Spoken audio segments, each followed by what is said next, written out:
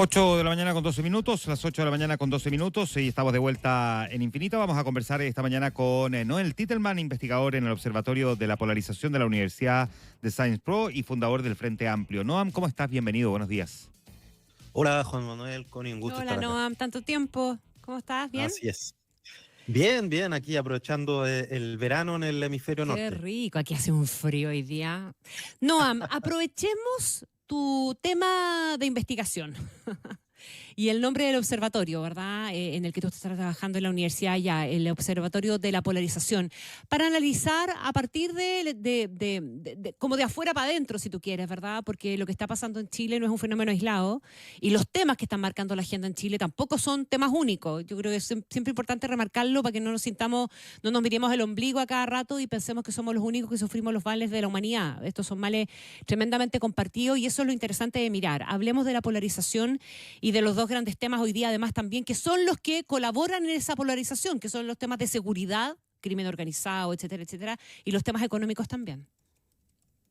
Sí, a ver, dos cosas.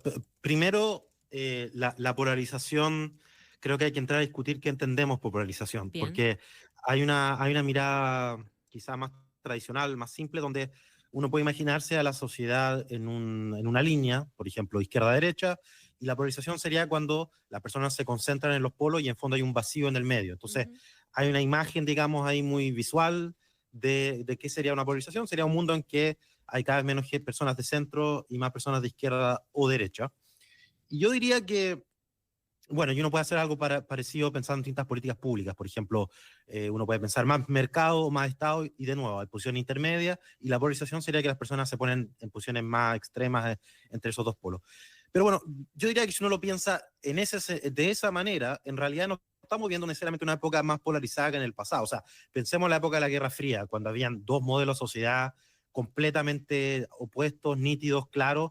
Eso era mucho más polarizado de lo que estamos viendo hoy en día, donde finalmente, si uno piensa en términos económicos, al menos no pareciera que hubiera tantas diferencias como había en la Guerra Fría. Y entonces puede ser interesante pensar en otro tipo de polarización, que es el que parece que ha ido realmente creciendo en el mundo, y es el de la polarización afectiva. Es decir, más que pensar esto en un espectro, digamos, en un continuo de izquierda-derecha, de conservador-liberal, de más mercado, más Estado, pensar esto en términos de identidad. Y cada vez más vemos a la sociedad o las personas ven a la sociedad dividida en grupos bastante marcados, y la polarización afectiva es sobre todo la visión de que el que está al otro lado es esencialmente negativo. Y hay estudios bien impactantes, yo diría, por ejemplo en Estados Unidos, donde muestran que cada vez más demócratas y republicanos no solamente tienen posiciones de política pública distintas, si se quiere, sino que los demócratas piensan que los republicanos, y los republicanos piensan que los demócratas son más tontos, más flojos, más malvados, en fin. Entonces, hay un tema identitario que hace muy complejo el diálogo, la conversación, y que, por cierto, llevado en el extremo, puede incluso traer cosas como lo que vimos en el ataque al Capitolio, digamos, hace un tiempo atrás, donde personas veían, digamos, como inconcebible la idea de perder una elección, básicamente. Eso, yo creo que en lo profundo, digamos, eso es lo que explica el ataque que vimos en ese periodo. Todo, y que, perdona, mira, todo con la gentil colaboración de las redes sociales, además. bueno, y ese era el segundo punto que iba a plantear, que es donde justamente una de las preguntas que tenemos, y hay un montón de fenómenos sociales que estamos observando y que la verdad que no sabemos muy bien cuál es su explicación, pero vemos una hipótesis, al menos una posible explicación en las redes sociales. Y hay un fenómeno bien impresionante, es lo que está pasando con la juventud, con los más jóvenes, y estoy hablando realmente jóvenes, no como yo, digamos, no estoy hablando aquí de millennials, que ya nos duele la espalda y que estamos pensando en la jubilación, sino realmente jóvenes menores de 30 años, digamos, donde se está viendo un fenómeno, en general los más jóvenes en todas las sociedades, y realmente esto uno puede mirar siglos atrás, digamos, realmente la historia larga, tienden a ser los más progresistas, porque todo el mundo, cuando es más joven, tiende a ser más, no todo el mundo, pero la mayoría tiende a ser más progresista en su juventud, pero además cada generación progresivamente ha tendido a ser más progresista. Y eso no es el caso de los jóvenes hoy en día, según una serie de encuestas, al menos en Occidente, pero además lo que vemos en los jóvenes es una polarización dentro de los mismos jóvenes, o sea, entre hombres y mujeres, básicamente lo que se ve es que los hombres jóvenes están tendiendo cada vez más a ser más conservadores en general, hay incluso fenómenos, por ejemplo, de reconversión religiosa, de jóvenes que se declaran, hombres que se declaran más religiosos, mientras las mujeres tienden a ser más liberales. Y algunos de los casos más extremos de esto se da, por ejemplo, en Corea del Sur, donde hay una verdadera guerra de los sexos, si se quiere, donde hay una bifurcación a tal nivel que se vuelve cada vez más difícil la convivencia de pareja, y es una de las, entre muchas explicaciones que se ha dado a que Corea del Sur hoy día sea el país con la natalidad más baja del mundo. Entonces, de nuevo, cuando pensamos en polarización, hay que quizás imaginarse más allá de los ejes izquierda-derecha, esta pregunta de identidades, de encuentros, de personas, y por eso las redes sociales, con esta capacidad que tienen de generar cámaras de eco, y aquí hay un debate, pero voy a plantear mi posición, la evidencia de que las campañas por redes sociales tienen un impacto sobre el voto, sobre las elecciones, digamos, son relativamente reducidas directamente, en el sentido de que es muy poco probable que a través de estas campañas, yo sé que hay toda una teoría, incluso de la conspiración en torno, por ejemplo, a Cambridge Analytica y el rol que pudo no haber jugado en algunas votaciones, por ejemplo, de las elecciones de Trump y en otras cosas más. La evidencia de ese tipo es bastante débil. Lo que sí parece que las redes sociales pueden lograr es, por un lado, una cierta alienación, digamos. La gente no va a ir a votar, y ahí hay estrategias focalizadas en algunos grupos de la población para, digamos, deprimir su participación en las elecciones. Y lo otro, muy notoriamente, la radicalización. O sea, esta idea esta imagen que tienen en inglés de las madrigueras de conejo, esta imagen como que alguien que, por ejemplo, ya era de izquierda o ya era de derecha, en las redes sociales se va polarizando, se va radicalizando más, y va volviéndose de ultraderecha a ultraizquierda. Y ahí una de las cosas interesantes que hacen las redes sociales es que no solo te muestra a los más radicales de tu sector, sino que también te muestra a los más radicales del otro sector, lo que va generando una imagen como si, por ejemplo, toda la gente de izquierda fuera de ultraizquierda y todas las personas de derecha fueran de ultraderecha, que es algo que también te va encerrando dentro de tu mundo, dentro de tu burbuja, y que por cierto hace más difícil el diálogo. Ya. ¿Qué te parece si traemos esta conversación a Chile ahora? Y yo creo que es súper necesario, Noam Titelman, volver un poquitito la vista para atrás también, y recoger desde cuándo, y probablemente nos vamos a ir un poco más atrás del estallido, desde cuándo se está sembrando esta polarización, y el factor redes sociales a mí me parece que es demasiado relevante, además también para entender el fenómeno.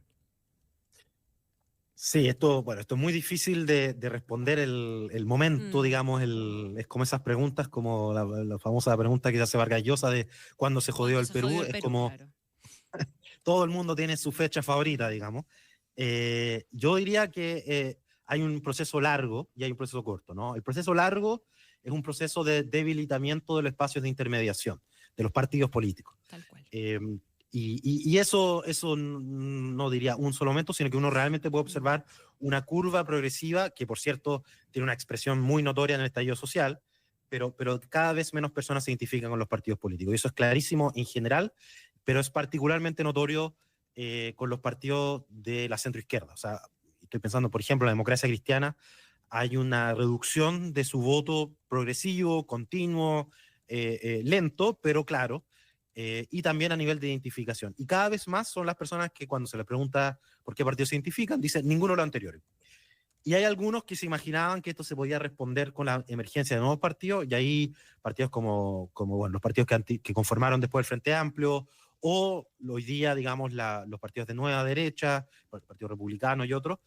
Pero la realidad es que cuando uno mira, por ejemplo, la última CEP es una pelea de enanos, digamos. O sea, claro, el Partido Republicano ha logrado tener una mayor identificación que los otros partidos, según algunas encuestas como la CEP, pero estamos hablando del 11%, 12%, que son niveles mucho más bajos de lo que estábamos acostumbrados. Por ejemplo, la Democracia Cristiana en sus mejores momentos llegaba al triple de eso, ¿no? O sea, realmente hay un proceso de debilitamiento. Yo creo que esa es la historia larga.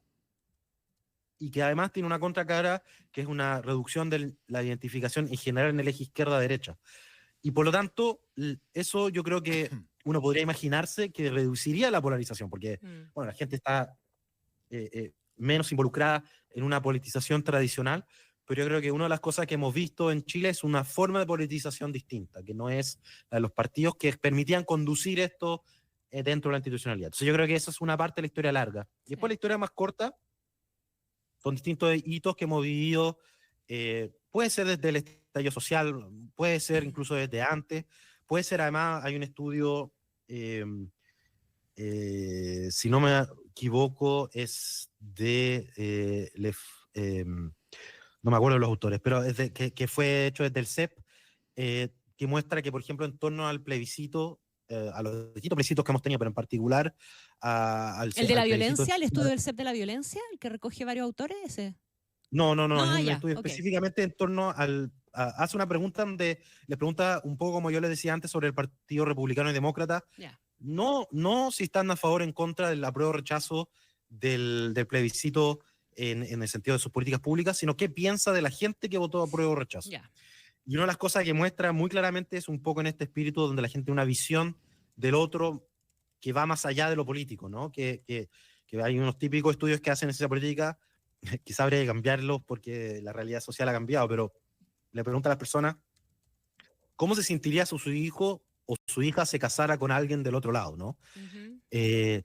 Y muestran ahí, esa es como una muestra bien fuerte de distancia afectiva. Y la historia también corta en ese sentido, es un debilitamiento de los partidos de centro izquierda y centro derecha. En las últimas elecciones uno lo ve eso muy claramente, y con mucha dificultad de encontrar un votante. Y ahí empieza a haber un discurso que yo creo que también es digno de analizarse, que esta idea de que existe un centro huérfano, que uno lo escucha después de antes de cada elección uno escucha esto. Y siempre hay algún candidato o algún partido que intenta como reemplazar o convocar a ese centro huérfano, y yo creo que eso viene de una visión errada de que seguimos en el mundo digamos, donde la enorme mayoría de las personas se ubicaba en algún lugar en el eje izquierda-derecha. Y claro, hay un mundo, quizá la palabra centro es muy equívoca, pero yo siempre recuerdo que cuando las personas le preguntaban dónde ubicaba a Parisi o al Partido de la Gente, lo ubicaba muy claramente y concisamente en el centro. Porque para mucha gente el centro es un espacio que no es ni la izquierda ni la derecha, que puede ser pragmático en muchos temas, pero no es ese centro histórico, tradicional que conocimos en Chile, que además tenía dos caras, hay un famoso Tú dices texto que, de Valenzuela. perdona, que tú dices ahí básicamente es como cuando nadie sabe dónde ubicarlo, automáticamente por default lo deja en el centro. Es decir, que es Exacto, evidente que no es de izquierda, Ah. o es evidente que no es de derecha, entonces de centro. Es como por defecto exacto, lo ponen en el centro, pero no necesariamente es alguien de centro. exactamente. Ahora, Eso diría que es el escenario. Sí, yo creo que ese es el escenario en el que vivimos hoy en día. Y la ausencia de ese centro, hay un famoso texto de Valenzuela donde atribuye a la crisis, a la polarización antes del golpe, justamente la desaparición del centro pragmático, del rol que cumplía el Partido Radical para hacer un puente de diálogo entre izquierda y derecha. Yo creo que tenemos esa debilidad hoy día en nuestro sistema de partidos. ya, si tú tuvieras que definir, por lo tanto, en este momento en el que estamos, cuando estamos hablando de candidatos como José Antonio Castro o Janet Jara, uno tiene más o menos claro su domicilio ideológico, pero ¿dónde pone entonces? ¿Cómo lo hace el electorado para ubicar a otros candidatos como Franco Parisi? Bueno, ese es efectivamente uno de los problemas, porque yo creo que a medida que se ha ido deshilachando nuestro sistema de partidos, primero por una falta de identificación y después por una pérdida de votos directamente de los partidos, es cada vez más difícil ubicar en el mapa a todos los candidatos. Y candidatos que, o sea, al final yo creo que cada vez más el clivaje en torno de ser izquierda y derecha termina siendo cosas como pro-institucionalidad, anti-institucionalidad, termina siendo también de temáticas, cada vez hay más candidaturas de temáticas específicas, delincuencia, inmigración, y yo creo que eso efectivamente hace mucho más difícil la idea de grandes discursos, de grandes metarrelatos que permitan ordenar esa discusión. Y eso también es complicado porque la ventaja de tener ideología, o sea, ser ideológico, la ideología se ha vuelto casi un insulto hoy en día, pero la gracia de la ideología es que permitía tener una distinción entre lo medular y lo accesorio. O sea, uno sabía los distintos partidos y, por ejemplo, donde yo me encuentro ahora en Francia, imagínense que se pudo sentar a la mesa a conversar el Partido Comunista con la derecha conservadora histórica de Gaulle, digamos, porque tenían digamos, una médula central que les permitía decir esto es lo principal y esto es lo accesorio. Yo creo que a medida que se pierda eso y básicamente los partidos terminan siendo o proyectos individualistas o proyectos centrados en agenda específica, eso se hace cada vez más difícil y todos son líneas rojas al final, ¿no? Cuando eso se pierde, y uno lo puede ver muy claramente en el Congreso también, donde es difícil hablar de polarización en nuestro Congreso porque pareciera que cada diputado fuera su propio polo a rato. Entonces, tiene que ver con eso también. Ahora, en este contexto, descrito ya, súper bien descrito por ti, Noam, ¿cómo separan los candidatos presidenciales, sobre todo aquellos candidatos presidenciales que tratan, al menos en su performance inicial, de no ubicarse en los polos? Estoy pensando esencialmente en Janet Jara, ¿verdad? Que está tratando de armar una performance para ubicarse como la candidata de la centroizquierda, cuando ella viene de lo que uno podría definir es un polo, ¿cierto? Y Evelyn Matei, que bueno, tiene con el gentil auspicio de los candidatos que están más a la derecha, tiene más posibilidades de correrse hacia el centro, pero también la hemos visto trastabillar en ese intento. Sí, yo creo que hay dos cosas. Una es que a medida que la identidad positiva de los partidos se ha ido debilitando cada vez más nuestras elecciones, y esto es un fenómeno mundial y también en América Latina es particularmente conocido, la identidad negativa se empieza a ver cada vez más importante. O sea, la gente cada vez vota más en contra que a favor, que también explica por qué es tan difícil ser candidato de continuidad. Y si uno mira las elecciones, no solo en América Latina o en Chile, en el mundo, cada vez son más raros los incumbentes que ganan las elecciones. Claro. Entonces yo creo que uno de los desafíos que se le termina presentando a los candidatos es cómo demuestran que ellos no son el establishment. Y es bien particular en nuestro caso, además, porque más o menos todos los candidatos que tenemos en nuestra competencia, estoy pensando Evelyn Matei, José Antonio Kast y Jara, vienen de alguna manera de la institucionalidad. Ninguno de los tres es un outsider total, no tenemos un Donald Trump que venga del mundo reality ni nada por el estilo. O sea, los tres han sido figuras políticas que han ocupado cargos públicos. Durante mucho tiempo. Exacto, claro. Entonces, para los tres, uno de los desafíos es demostrar que ellos no son parte de, y aquí lo digo entre comillas porque es un concepto bien discutible, la clase política, ¿no? Esta idea de ese pequeño grupo cerrado. Y yo creo que eso también es un aprendizaje interesante, y así interpreto en parte también lo que pasó en las primarias del oficialismo.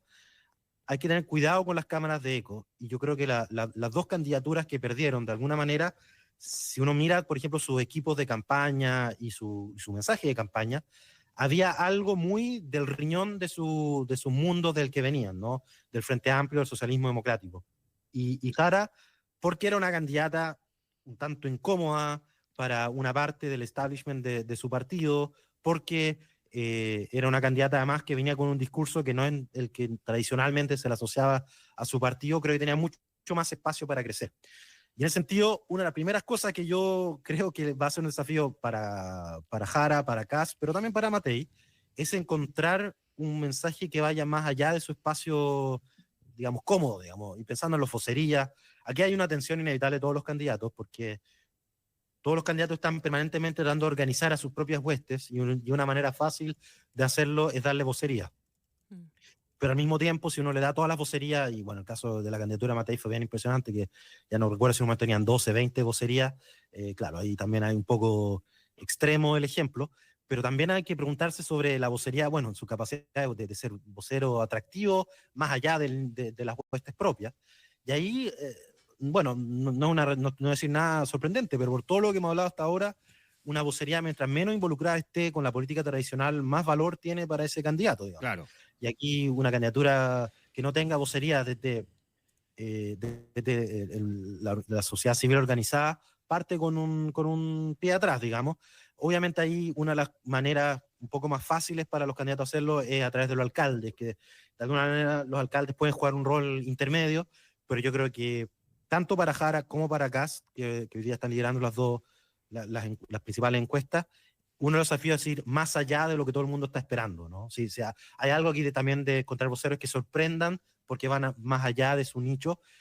Claro, es una manera de pensarlo izquierda-derecha, pero yo creo que va más allá de eso, ¿no? No es solamente encontrar un candidato que esté, digamos, si uno pusiera toda la política en un eje izquierda-derecha, esté más al centro, sino también un candidato que esté un poco por fuera de esa disputa. Ahora, en el caso de Jara, no me imagino que estés pensando en Jadwe. No, evidentemente no. Tiene que ser alguien Que no la complique. complique. ¿Ah? Claro, que hable un público importante. Yo creo que además es importante que sea alguien que, bueno, todos los candidatos al final hacen tres cosas. Tratan de minimizar su rechazo, maximizar su apoyo y poner temas donde se sientan más cómodos para hablar de esos temas. Entonces, por ejemplo, debería ser un candidato que ponga los temas en los que la gente valore más o tenga más fuerza, alguien como Jara. Por ejemplo, salud. Salud, todos sabemos que en general es uno de los temas que más le importa hoy día a los chilenos, y es una temática que probablemente podría ser mucho más en el debate público, y donde yo creo que Jara podría sentirse cómoda además planteando una serie de temáticas. Yo me imagino una vocería de ese sentido. Y así uno puede pensar en todas las posiciones. Ahora, yo creo que Matei tiene un doble desafío. Y acá, bueno, en fin, yo he hablado con algunos amigos que tenían una percepción similar en la centro-derecha. Matei, los candidatos, hay como tres maneras en las que los candidatos en general se plantean en el mundo. Yo diría, esto es casi como de manual de campaña. Está el candidato que se presenta como estadista, que está más allá de las peleas. Un poco en Chile, yo creo que el ejemplo clásico es Ricardo Lagos. Está el candidato que se presenta como el candidato cercano, el vecino, vecina, ¿no? Ya yo creo que Bachelet es como el clásico ejemplo. Y está el candidato que es el candidato de lucha, digamos, el candidato que es un buen polemista, que los gringos tienen este concepto del guerrero feliz, ¿no? Yo creo que Matei históricamente había sido ese su rol, el tercero, quiero decir, el de un polemista muy exitosa, y de hecho si uno piensa en su primera candidatura presidencial, cuando compitió con Bachelet, uno de sus mejores momentos fue cuando peleó con Parisi, no sé si recuerdan un episodio así, y que efectivamente logró superarlo. Por el no pago de contribuciones a los trabajadores de un colegio que estaba bajo el paraguas de los Parisi. De cotizaciones. De cotizaciones. Exactamente. Sí, de cotizaciones previsionales, claro. Sí. Gracias. Yo creo que en parte porque en calidad de alcaldesa no tenía mucho sentido meterse en ese tipo de pelea. Se generó en esa campaña la idea de que ella podría jugar el rol desde arriba, digamos, del rol de estadista. Yo creo que el máximo ejemplo de esto fue el lema, que de hecho creo que ya no lo repitieron más, que era esta idea de que Evelyn era una cosa y Matei era otra cosa, Sí. como para explicar que eran dos cosas a la vez. Yo no sé en qué focus group salió esta idea, pero en general tirar dos mensajes al mismo tiempo es todo lo contrario a lo que te enseñan en una campaña presidencial. O sea, la idea es buscar un mensaje claro, contundente, llamativo, ¿no? O sea, no hay espacio en una franja, en una campaña, para hacer dos mensajes contradictorios. Yo creo que habla de esa tensión. Ahora, yo no sé cuál es el camino adelante, ahí es complejo, porque también se entiende que hoy día, por ejemplo, para Matei una dificultad es que si empieza a jugar un rol como jugó con París en su momento, con Kast, probablemente se les ordenen sus propias huestes, porque hoy día tampoco los parlamentarios de Chile Vamos, por ejemplo, estarían dispuestos a una candidatura, digamos, con todas las armas sobre la mesa contra Kast. Yo creo que hay una visión en la centro-derecha hoy día a tratar de ser, digamos, una pelea no tan agresiva hacia su derecha. Y pegarle al gobierno hoy en día no rentabiliza mucho, ya en estas etapas de los gobiernos, de alguna manera inevitablemente pasan del centro del foco de atención, es parte del ciclo natural de los gobiernos en su último año. ¿Tú estás de acuerdo con que la que lo tiene más difícil en este escenario es Matei? En la primera vuelta, bueno, esto Sí. es lo que dicen todas las encuestas. Tiene que pasar la primera vuelta, claro. Exactamente, que para pasarla, bueno, yo por malformación profesional quizás, pero yo siempre le creo a la encuesta. Yo si no le creyera a la encuesta estaría en la profesión equivocada, ¿no? En mi trabajo es hacer encuestas, analizar encuestas e interpretarlas, y las encuestas son muy claras en este sentido. O sea, está teniendo mucha dificultad de convocar un votante, no solamente, y aquí voy a decir un lugar común, hiper común, pero las encuestas son fotos del momento. Pero lo que está mostrando ya la encuesta son tendencias a esta altura, o sea, porque uno ve una tendencia clara de Kast y Jara al alza y Matei a la baja incluso, o por lo menos estancada en este tercer lugar. Ya, pues qué buena conversación, muy interesante además analizarlo desde esta óptica junto a Noam Titelman. Noam, muchas gracias por estar esta mañana con nosotros. Muchas gracias a ustedes. Que estés bien. Buen día.